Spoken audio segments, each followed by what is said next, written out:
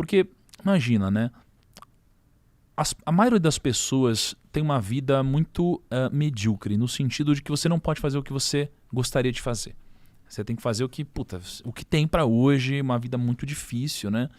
Então, muitas vezes você se sente bem quando você tem outras pessoas se ferrando, né? E especialmente quando são aquelas pessoas que têm algum relativo sucesso ou fama e elas são desconstruídas de alguma forma.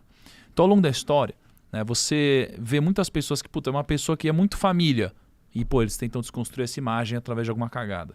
Uma pessoa que tem muito dinheiro, aí tenta desconstruir isso daqui porque ela é uma farsa, né? As pessoas adoram fazer isso. E quando aconteceu comigo, né? Que aconteceu todo aquele caso do apartamento, né? Saiu uma manchete, né? De que eu tinha perdido um apartamento porque eu tinha uma dívida gigante de R$1.700.000 e eu tinha quebrado e tal. Aquilo foi super sensacionalista. Tanto é que eu investia publicamente mais de R$2 milhões na época. E ninguém queria falar disso, né? Ou seja, que eu não tinha quebrado, só queria focar naquela manchete. Sim. E isso daí virou Trending Topics global no Twitter durante 2 dias. Então, assim, foi bem forte. Foi bem forte. E lá eu também aprendi uma outra coisa, né? Que quando você tem uma situação muito brusca como essa, muito extrema, cara, os fatos, eles não importam. O que importa é a narrativa, né? E se você tá do lado de quem apanha, só uma coisa vai te salvar, a humildade. Porque é isso. Não adianta você querer contra-argumentar, você precisa ter humildade de pedir desculpa, porque de alguma forma alguém se sentiu ofendido, né? A vida das pessoas é difícil. E isso foi o que me tirou desse momento. Foi essa humildade e que, de novo, eu nem sabia que não sabia, né? E um grande amigo me deu esse conselho. E aí eu executei esse conselho e deu certo. Mas foi super duro pra mim na época. É um aprendizado atrás do outro, né? Você, tanto um Código da Riqueza, onde você viajou o mundo inteiro, entrevistando pessoas sobre grana. Então, você deve ter uma ótica muito, muito legal de... Cara, você tá com 31, né? 30. 31. Vou fazer 30 no final do ano. Ah, tá. Não me envelhece ainda, pô. 30. E o legal é esse intercâmbio, cara. Eu acho que... eu acredito muito nisso, de que nós somos a nossa maior máquina do tempo. Você é uma máquina do tempo pra mim em relação a finanças. Eu, perto de você, eu vou economizar tempo, energia e esforço e vou conseguir antecipar. Às vezes anos eu demorei pra aprender sozinho. Então eu vejo muito o ser humano como uma máquina do tempo, cara. Uma máquina do tempo. Legal. E você entrou em várias máquinas do tempo de uma maneira acelerada, porque era seu objetivo, cara. Vou conhecer, você dormiu na casa do presidente, acho que da Walmart, não foi? Então, o que mais te acelerou? Ou seja, estando em tantas máquinas do tempo boas assim. Cara, o que mais me acelerou... O que mais, assim, que tipo, mudou o seu pau? Cara, acho que, nossa, é difícil, né? Porque assim, se for falar sobre negócios, tem uma coisa, sobre, sei lá, marketing outra, comunicação outra. Mas o que pra mim eu considero que talvez é um dos pilares centrais da minha vida hoje, que são os negócios. O que mais me acelerou foi eu pegar uma tendência secular num time ideal, junto com ferramentas que eu tinha adquirido através do acesso a outras pessoas e livros. Acho que foi isso que aconteceu.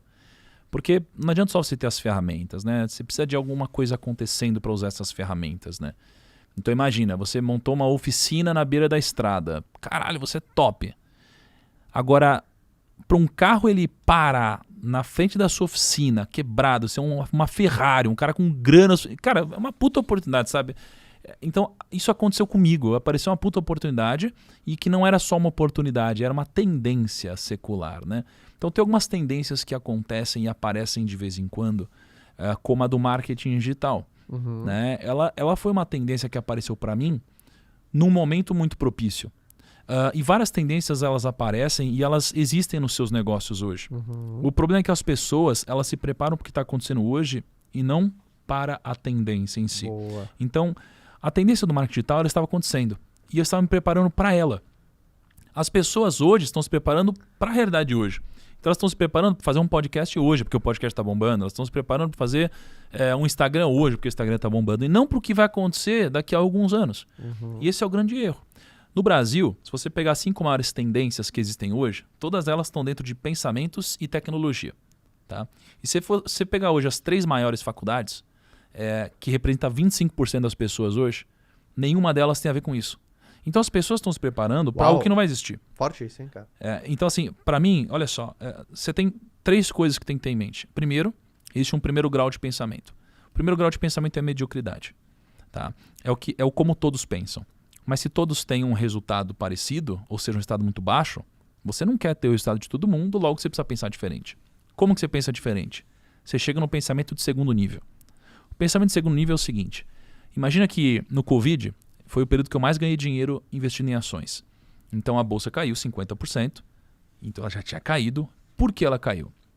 O pessoal achou que a economia ia ser destruída, as empresas iam fechar, as pessoas iam ser demitidas, cara, a taxa de juros ia pro saco, ia acontecer um monte de problema.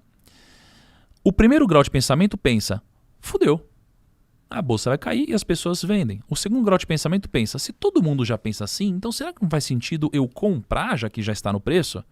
E o segundo grau de pensamento funciona para isso, funciona para tudo, funciona para uma Ferrari. Então você olha para uma Ferrari e fala, que Ferrari foda. Primeiro grau de pensamento. Segundo grau é, que Ferrari foda. Quem é o cara que conseguiu comprar essa Ferrari e por que ele conseguiu? Então quando você chega no segundo grau de pensamento, você chega num nível superior. Qual que é o segredo então de tudo? É o segundo grau de pensamento, em todas as coisas. Mas qual que é o terceiro grau de pensamento para mim? Que aí é onde você surfa forte. É você identificar as tendências seculares e se preparar para elas, e não para o hoje. Então se você consegue ter um grau de pensamento diferente, e você, além disso, se prepara para o que vai acontecer e não para o hoje, você não vai surfar hoje a onda. Mas quando ela vier, você vai surfar. E as pessoas que estão surfando hoje saem na sua frente, mas elas não vão chegar mais longe. Então acho que isso daqui, né, e aí eu não vou citar um nome específico, mas as ferramentas que eu fui angariando dentro dessas máquinas do tempo, que vieram dos livros das pessoas, porra, me ajudaram pra caramba a chegar aqui. E agora eu preciso identificar quais são as próximas tendências, entendeu? E eu fui